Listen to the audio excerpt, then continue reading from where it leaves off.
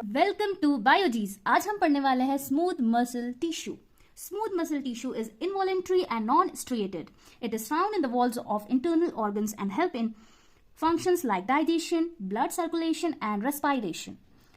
तो हमने पहले क्या पढ़ा? Skeletal muscle. स्केलेटल मसल क्या था? फास्टर था, बट ये क्या है? ये एक स्लो प्रोसेस है।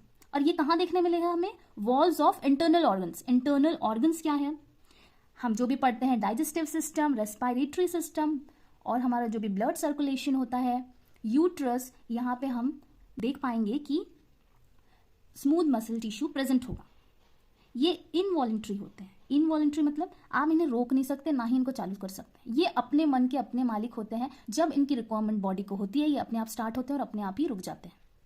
इनको हमारे कंट्रोल में नहीं होता है कि हम इन्हें रोक पाएं और इसे स्टार्ट कर पाएं। इसीलिए हम इसे क्या बोलते हैं? Involuntary control. और यहाँ पे क्या लिखा हुआ है? Non striated. नॉन स्ट्रिएटेड क्या होगा? यहाँ पे जो व्हाइट और ब्लैक पैंट्स हैं वो अपीयर नहीं होगा, इसका अपीयरेंस नहीं होगा यहाँ पे, जैसे कि हमने स्केलेटल टिश्यू में देखा था और हम आगे चल के कार्डियक टिश्यू पढ़ेंगे, उसमें भी हमें देखने मिलेगा। स्पिंडल शेप के होते हैं, जैसे कि हम देख सकते हैं यहाँ पे मैंने बना के रखा है स्पिंडल शेप। बीच में से ये मोटा होगा और एंड्स में ये चपटा होगा।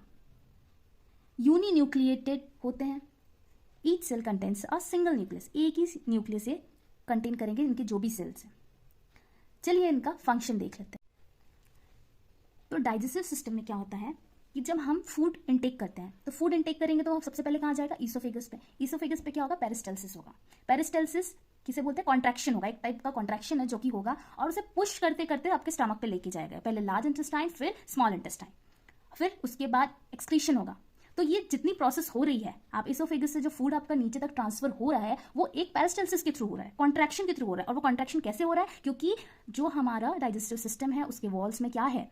स्मूथ मसल टिश्यू, और उसी के थ्रू ये पेरिस्टाल्सिस हो रहा है और हमारा फूड इनटेक हो रहा है, डाइजेशन हो रहा है, फिर वो एक्सक्रीशन के थ्रू बाहर आ रहा है वेस्ट मटीरियल। सेकेंड देखिए, ब्लड वेसल। अब हमारे जो ब्लड वेसल है वो ऐसे ही खुलेआम तो घूमते नहीं रहते हैं। वो किसके अंदर होते हैं? वो वेसल के अंदर होते हैं। तो ये वेसल डायमीटर को कंट्रोल भी करता है ताकि जो ब्लड प्रेशर है वो रेगुलेट हो सके। नेक्स्ट देखिए, रेस्पिरेटरी सिस्टम। रेस्पिरेटरी सिस्टम क्या है? जब कॉन्ट्रैक्शन होगा, डायलेशन होगा, तभी तो हम O2 और CO2 रिलीज कर पाएंगे, O2 इंटेक करके CO2 रिलीज कर पाएंगे। और ये सब किससे होगा? कॉन्ट्रैक्शन के थ्रू होगा। और ये कॉन्ट्रैक्शन के लिए हमें क्या जरूरत पड़ेगी? हमें पड़ेगी स्मूथ मसल की जरूरत। सेम आते हैं यूट्रस पे। जब चाइल्ड का बर्थ होगा तो बर्थ के टाइम पे जो कॉन्ट्रैक्शन होता है, कॉन्ट्रैक्शन की वजह से ही बेबी का बर्थ होता है, बेबी बाहर आता है। जब तक कॉन्ट्रैक्शन नहीं होगा क्या होगा? बेबी बाहर आना पॉसिबल नहीं है। और ये किससे होगा? ये स्मूथ मसल करेगा क्योंकि वो यूट्रस के वॉल पे प्रेजेंट होगा। यूरिनरी ब्लैडर, ये क्या करता है? Helps in urination by contracting the bladder walls. जब यूरिनेशन होता है तो यहाँ पे भी ब्लैडर वॉल्स पे कॉन्ट्रैक्शन होगा, स्मूथ मसल कॉन्ट्रैक्ट करेगा और यूरिनेशन होगा।